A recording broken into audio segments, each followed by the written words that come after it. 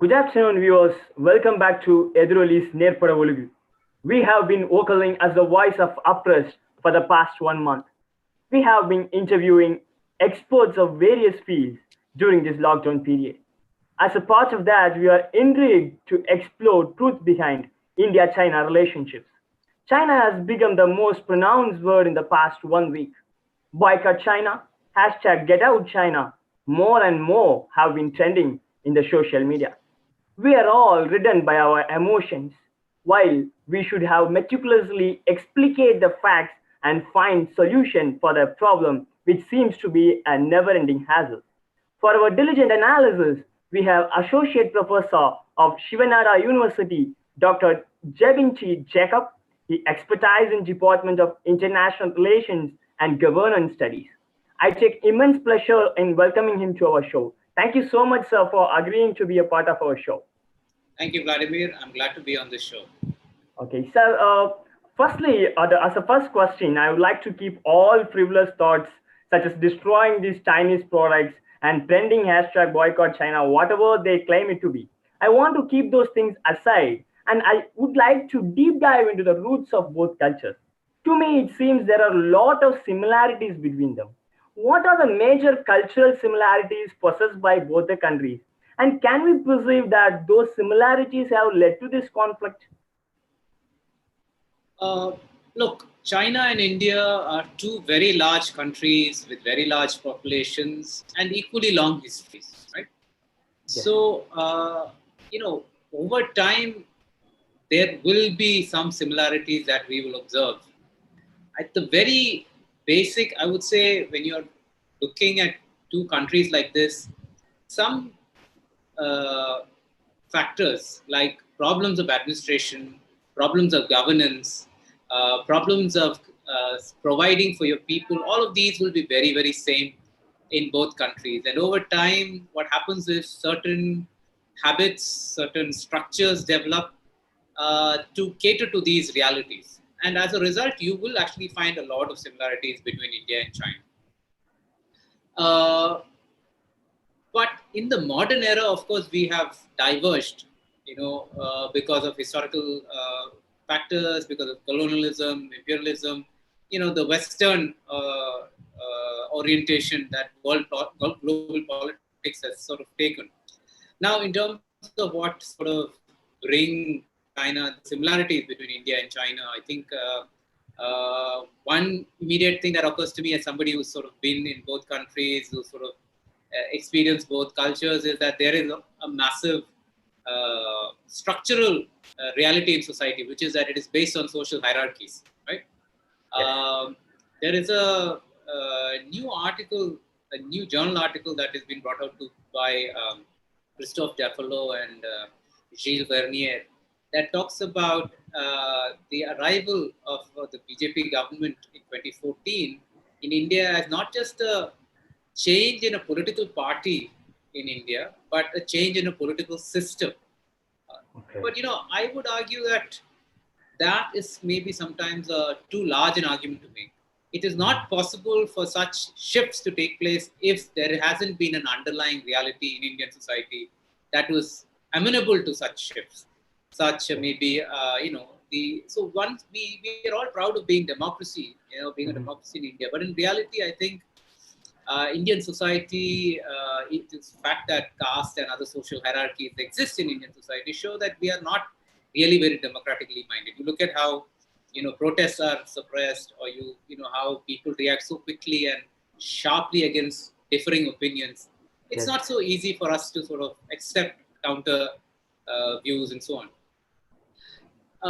So I would say there is much in common between India and China at the structural levels in terms of society and so on, despite this label of democratic state, authoritarian state, and so on. Another important thing is that, of course, while India calls itself a federal republic, in practice, there is very little federalism in action, right? The central government is very strong in India. So it is still a very unitary state in many respects with very weak federal tendencies. Whereas in China, the imagination is almost it's a unitary central, very strong central government. But in practice, the provinces in China have a huge amount of freedom to do pretty much innovate and do as they would like to in order to cater to the requirements of their population. So I think this difference, I think also it's very important to note in why China has progressed economically and why we have. Okay, so from your points, what I could understand is that China is giving more liberty than India. Is that what you're trying to convey? No, I wouldn't say that. I mean, definitely there are restrictions on human rights, civil rights, political rights in China. But what I'm trying to say is that in China, what has happened is the average Chinese today is much better well off, much better provided for than the average Indian. All right. And this they have managed despite being an authoritarian state. And that means that the people governing China have been willing to implement certain reforms, economic reforms, as well as give a certain degree of political space to ensure things got done. Whereas in India, I think we have sort of been very attached to the idea of democracy, but not really understood its true spirit and been able to implement. We are still heavily reliant on government, on the government officers to sort of do things for us. There isn't enough space for innovation. I mean, I talked about federalism. If India were to allow its states greater leeway in choosing their own paths in terms of economic development policies, in terms of social reform policies, and so on, I think we would be able to cater to our people much more. I mean, when you say Indian people, it's Indian people in different administrative jurisdictions governed by states. So the states, therefore, are the ones that are implementing all these policies. They need to be able to shape and create policies that cater to local conditions, right? We cannot have a one-size-fits-all policy in India. And that is what I meant by saying, I mean, that flexibility is available in China, but it doesn't sort of work so much in India for multiple reasons. Perfect, sir.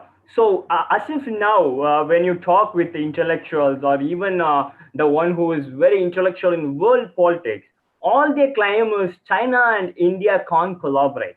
They can only compete, given the nature of both the nations. One could sense their claim is right.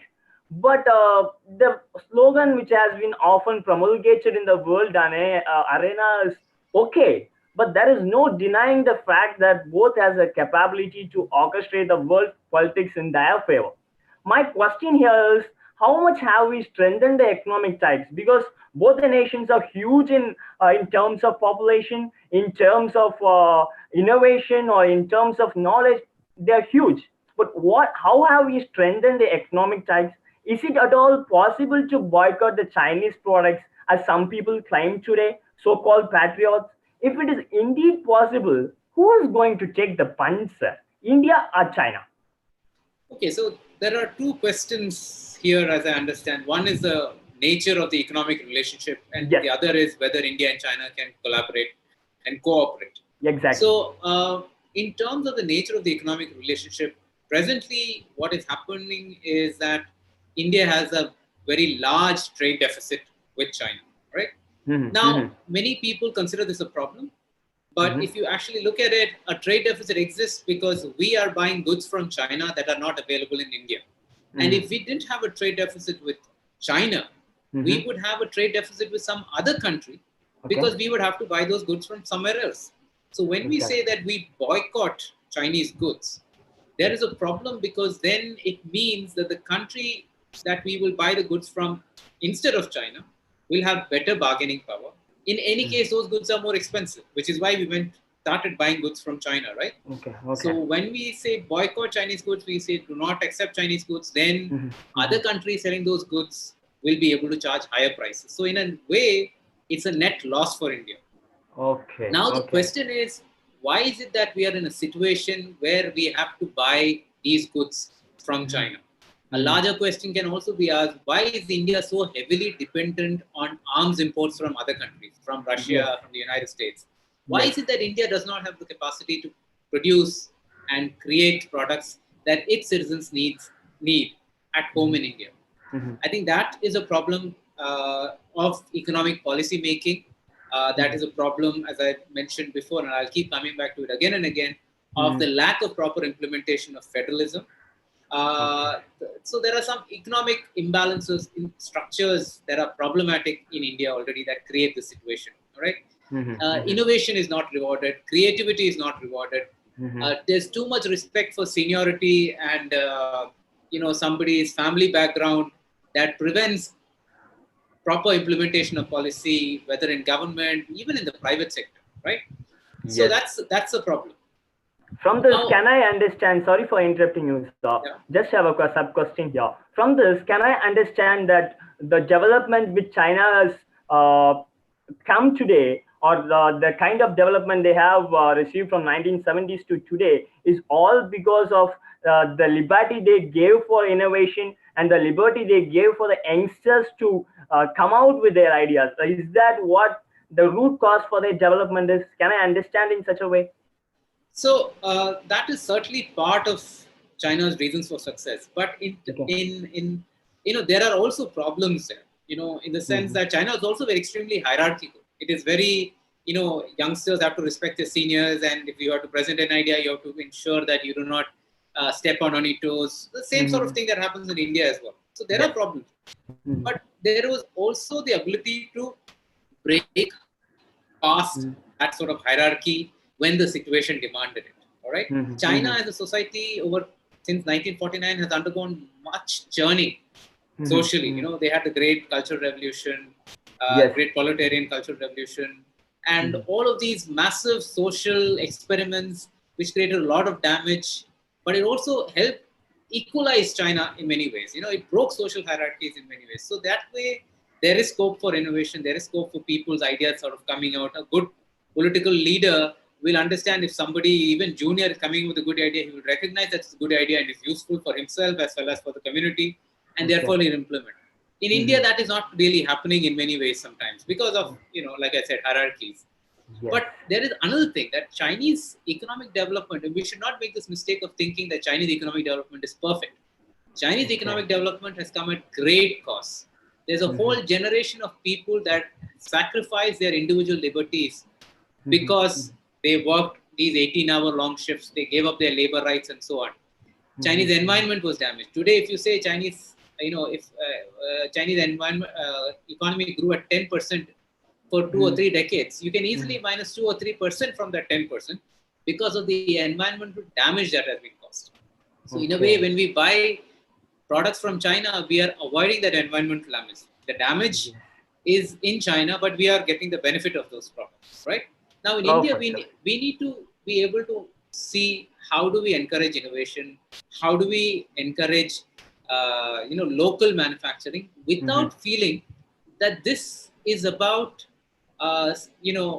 very parochial sort of nationalism, right? We need to depend on the outside world. Today, India is one of the largest manufacturers of pharmaceutical products, especially in this time of COVID. Pharmaceutical products are extremely important. But remember that the raw material for these pharmaceutical products comes from China. So if we say boycott China, our pharma industry will also be hit. Our ability to cater to public health requirements in India will also be hit. So we have to be extremely careful. And I'll add one more point, which is that there are areas where we need to block the Chinese. There is no question about it, which is in our telecom sector, in our 5G, in our data. So because in our tech startups, nowadays everybody uses apps. Many of them are Chinese apps. We are using Zoom, which is again a Chinese American company, which has already been accused of blocking discussions that were critical of China. So we need to be able to ensure that the privacy of the citizens is protected, the data of Indian citizens is protected, and the commercial benefits out of the data of Indian citizens, millions, hundreds of millions of Indians who are online, is being used by Indian companies, Indian governments, and that some other company, whether Facebook or Google or Alibaba, which is a Chinese company, are not the ones that are making the most use of it. I think that's something we need to pay attention to. Days back, you should have known about this, because days back, even the American government banned the usage of TikTok within the people who are working in Pentagon. They said there are a lot of flaws in terms of privacy, and they banned that particular app from the people who are working in Pentagon. Can as a Indian government, can come forward and orchestrate some laws to restrict the amount of apps which is being flooded from America? Just like you said, we can't allow Chinese to overtake everything. So can we formulate some laws to ensure that China is not intruding in everything? Is it possible, sir? So I would say, regulations and laws we can keep making, but they can Okay. also keep getting ignored. And what we need is an educated citizenry who understand the implications of these apps on their phones, right? Now, Mm-hmm. within the government of India, we also have very strict rules about the government servants have very strict rules over the kind of apps that they can have on their phones. Now, Mm-hmm. government can ensure compliance by government servants who are Yes. employed, right, by the Yes. government. But you cannot ensure this by law among Okay. ordinary private citizens.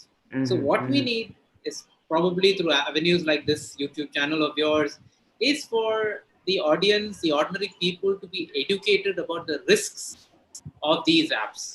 Yes. Now, the thing is also TikTok is famous or WhatsApp is famous because no Indian has actually created alternatives, right? The Exactly. government has been talking about, creating an alternative for Zoom, for example. Why Mm-hmm. is it Mm-hmm. that in India we are yet not in a position to create a testing kit for COVID? I mean, many Mm-hmm. tests have come, but not all of them have been cleared by government Yes. agencies and so on. So there are many flaws even within our system. And I think Yes. the fundamental problem is lack of competition.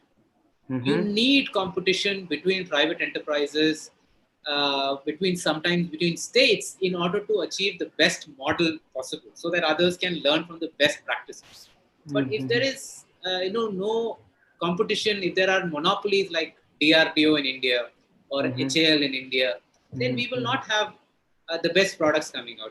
Our army, our air force will keep waiting for decades before they get something that is Mm-hmm. useful. In Yeah. China, that's not the case. China also has very strong public sector enterprises. Mm-hmm. But what they do is they divide some of these enterprises and force them to compete with each other.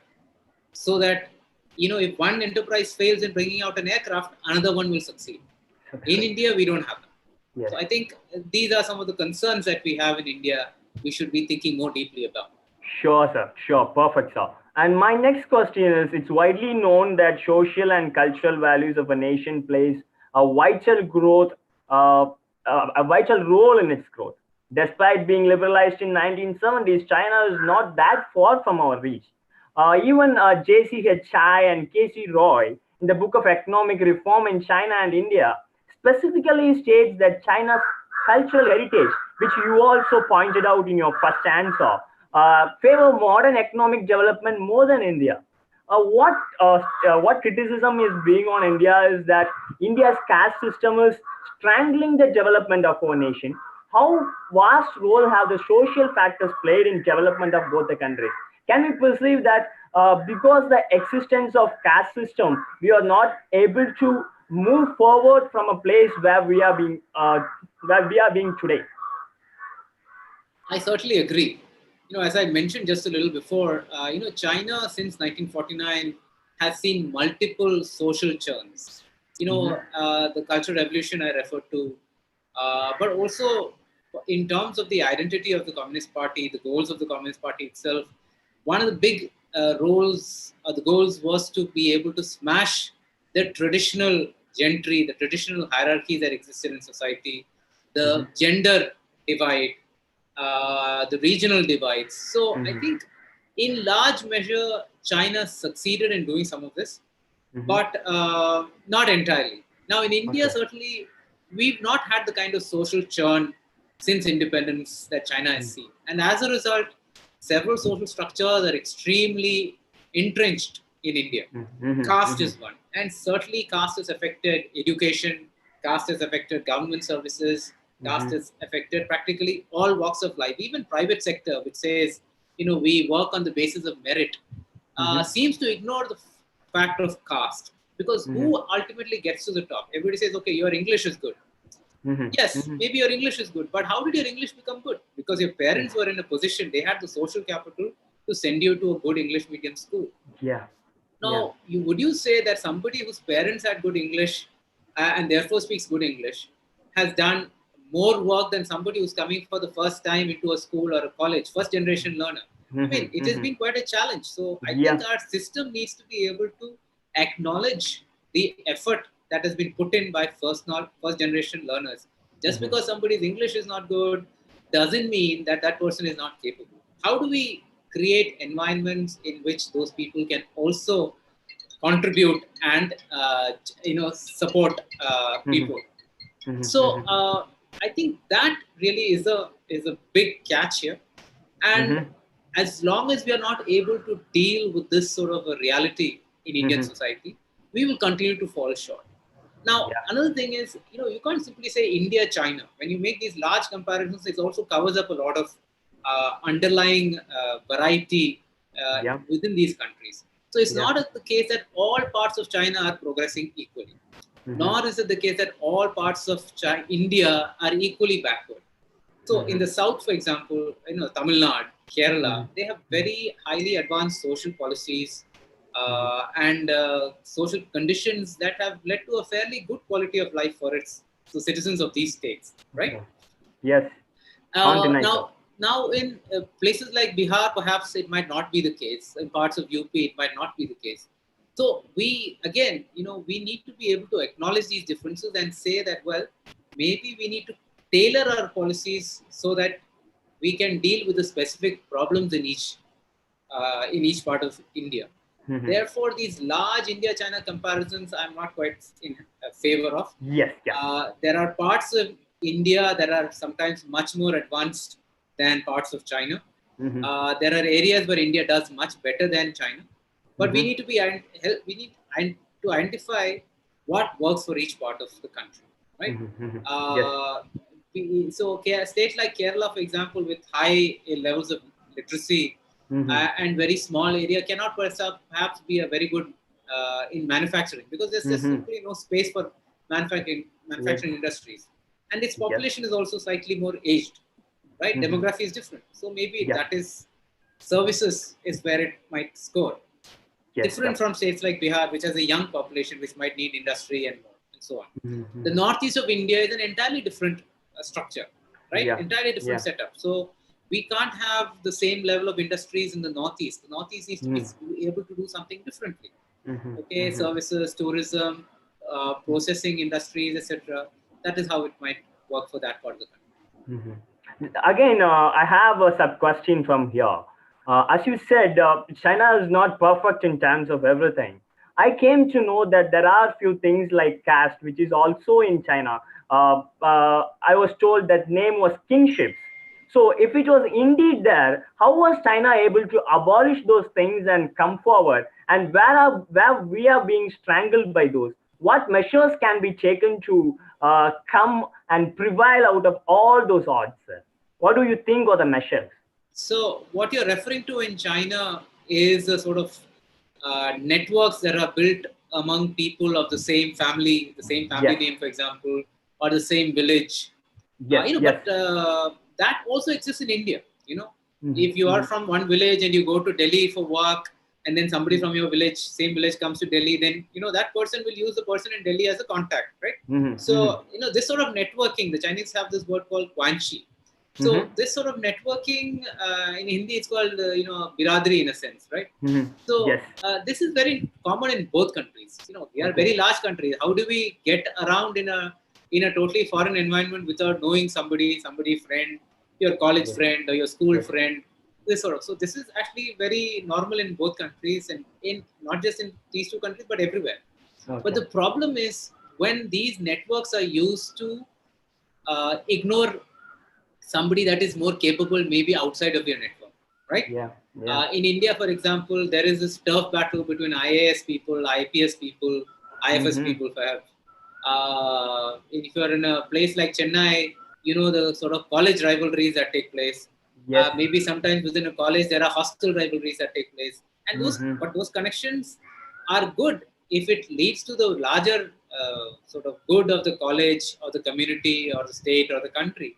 But where in China also there is a problem, and also in India, is when these linkages, these caste or community or religious linkages end up creating damage for the larger good. So I think that's a common problem in both places. Okay. While we look back at the history, today there are a lot of intrusions. We have been speaking about China for the past 1 month. A lot of things are happening. But while we analyze the history deeply, we could come to know 1950s were based on peaceful coexistence. 15 May 1954, Zhu Enlai visits India. He and Nehru signed the Panchsheel Pact, the five principles of coexistence. Everything was easy as pie until January 1959 when China claimed the 40,000 square miles of Indian territory. So from there, the volcano was set to explode anytime, and it did explode on 1962 with a war between both the nations. From there, it has always been a hide and seek game. Where did things went wrong, sir? What has been that one critical factor which has been influencing all these disruptions and all these intrusions? Where did things went wrong? Okay, so that's a really big question. I mean, we can spend the whole day talking about it, but I think it is not quite accurate to say that everything was perfect in the 1950s when Zhou Enlai came and so on. Okay. Certainly, perhaps there was a moment when Zhou Enlai said that, let us, in 1960, he said, okay, let us just settle this boundary dispute. We will keep Aksai Chin and you can keep Arunachal, right? So that is 90,000 kilometers odd in Arunachal Pradesh and 38,000 square kilometers in Aksai Chin. But what happened is that, you can't conduct negotiations or you can't build a relationship if it is not based on trust. The Chinese kept pushing us in a manner without completely making their objectives clear. That road that they built through Aksai Chin in the 50s, we just came to know of it by accident. They were perfectly aware that this is where India claimed its territory, but they went ahead and did it anyway, right? Yeah. So the Chinese approach to diplomacy, to politics is rather different from how we look at it. We look at treaties and we say, okay, this is the treaty, we should follow the treaty in letter and in spirit. The Chinese will sign any number of papers, but they do not necessarily follow the spirit of the law, right? So in that sense, you can have any number of treaties with the Chinese, but it just doesn't work. Now, we can, clearly there are problems on both sides. It's not sometimes only the one side. But in this particular case, at various stages, the Indians felt betrayed by the Chinese. Nehru, when India became independent, Nehru actively believed in what you said. India and China should cooperate, should collaborate, because we are the two largest nations in the world, and we should not repeat the mistakes of the colonialists and the imperialists. And that can only be possible if India and China cooperate. But the Chinese at that point of time had a very strong ideological bent. They were communists, and they had this attitude of, if you're not with us, then you're against us. And they could not sort of accept this Nehruvian or Indian policy at that point of time of saying, hey, we are going to be a democracy, we are not going to be taking sides with anybody, and we can sort of find our own third way. But at that point, Chinese were saying, no, the Soviet Union and the Chinese are together, communism versus the West. Yes. So you have to pick sides. India said, we are not going to pick sides. And so there was this great deal of distrust that the Chinese had of the Indians. And whatever India claimed, the Chinese said, oh, you are behaving like the British, because these are all borders created by the British. So they said, your history is wrong, your attitude is wrong, and so on. But, these areas that the Chinese today, the reason why India and China have borders at all is because China occupied Tibet, China occupied Xinjiang, which are not traditionally part of Chinese territory. So, they have only become part of Chinese territory in recent history. So we cannot use history as a basis for saying that this has to be resolved. These are all always political issues that need to be fixed by making political decisions. So I would say India and China can certainly collaborate, but we need to have some common principles together that work together. Before that, we cannot go. Okay. My last question again is, I'm going to come to the place where you finished. Two big players in world politics, two big countries, filled with talents, filled with youngsters. If United could rule the world, has been battling this never-ending battle for 7 decades. Is it at all possible for me to envisage India and China stay united when it comes to world politics? Because if that happens, the stage would be set to fire. We could see a whole entirely new world. If yes, can you please elaborate? Is it possible to have such a world politics, sir? So again, a very big question. But look, the thing is, I'll sort of take off from where I stopped the last answer, which is, do we have common points Mm-hmm. on the basis of which we can work together? Mm-hmm. The Mm-hmm. Chinese Communist Party, which rules China, has this Mm-hmm. very specific ideology which will not accept the reality that there are other political systems out there, because the existence of democratic, open, liberal political systems in other countries challenges the legitimacy of the Communist Party itself in China, right? Okay. Okay. It's as Okay. simple as that. So, therefore, it will be the objective of the Communist Party in China Mm-hmm. to Mm-hmm. undermine democratic, free systems everywhere. Now, if that is the basic Okay. working condition, how do you think India and China can cooperate? Yes. Now, what we can do is, if two countries are balanced in terms of power Mm-hmm. capabilities, then of course the Chinese will desist from sort of interfering in our politics, and they will try and find a way in which, okay, we need to do business with India, we need to engage with India, we need to sort of maintain relations, cordial relations with India. But if the Chinese feel that India is weak, or that India is a threat, no matter what India does, then there is very little that we can do to sort of promote cooperation. Yeah. And I think that is really the fundamental problem. Of course, India and China need to cooperate.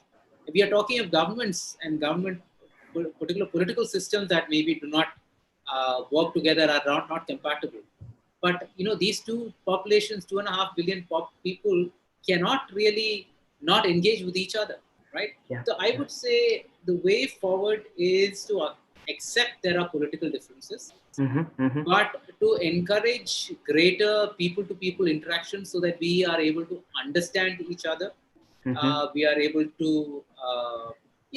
understand better each other's culture. We have Mm-hmm. to get rid of stereotypes. Mm-hmm. Chinese food is difficult to eat, or Chinese food is Mm-hmm. strange. It's not Mm-hmm. true. Chinese food is fantastic. I mean, I have sort of, as somebody who's lived in Taiwan for a very long time, traveled to China. I mean, I can tell you, Chinese food is nothing like the Chinese food that we have in India. All right. Okay. Real Okay. Chinese food has much, and people think, oh, Chinese eat all sorts of animals, maybe, but Chinese vegetarian food is of a fantastic variety, much better, I would say, or at least as good as Indian vegetarian food. So, I mean, these sort of stereotypes we need to abandon. We need to be able to understand their language. Do you know that Chinese have a radio service for in Mm-hmm. Tamil? Why Wow. isn't that India doesn't have a radio service in Chinese, or Mandarin, or Mm-hmm. Cantonese, or any of the local dialects in China? Mm-hmm. So these are the sort of realities that we need to acknowledge, and see how we can sort of shape them to make things better between the two people. Sure, Nobody sir. gains from a war. Nobody gains Yes. from conflict. Sure. Just a short question once again. I'm sorry for prolonging the session. Just a short question. Can I understand that if we are ready to reform ourselves, if we are ready to come out of the so-called culture, and if we are ready to understand the youngsters of future of our world, can we break all these barriers, and can we stand head to head with China and say we are right, that you can't force your opinions on ours? Can it be possible, sir? Look, I believe youngsters have a big challenge ahead of them. Today, you have so many resources at your hands. You can get a, good world-class education without leaving your house. There's so much Mm-hmm. stuff online. But the problem is that youngsters, people today, because of this online environment, also live in bubbles. Yep. You need to be able to step outside and understand what the world outside is like. Yep. For example, we have this problem going on the border with India and China in Ladakh. a lot of people say a lot of things, but unless you travel to Ladakh and understand what the terrain is, what the weather is, how cold it can be, sometimes you just do not understand the kind of difficulties our soldiers as well as their soldiers face in the area, right? So that's one thing. The second is that we cannot give up wanting to change the world. We need to reform ourselves first. It's not about going head to head with the Chinese and saying you can't, impose your view on us. We also have to be careful that we cannot impose our views on them. Or if we try to impose our views, that there is a perfect or a good rationale given to do this. So Perfect, sir. youngsters have a great deal of responsibility, not just youngsters, but people like me, governments everywhere. Everybody has to sort of be conscious of their responsibilities. And that's the only way the world will change. Thank you so much, sir. Thank you so much for agreeing to be part of this show. Coming here and expressing your views is simply quite enlightening for us. It has been a great session. Thank you so much, sir. Thank you, Vladimir, and to your colleagues. Thank you for having me. I enjoyed It's it our too. pleasure. It's our pleasure. Thank you so much, viewers. See you on another Nerpada Ozhugu show. Until then, it's Vladimir signing you.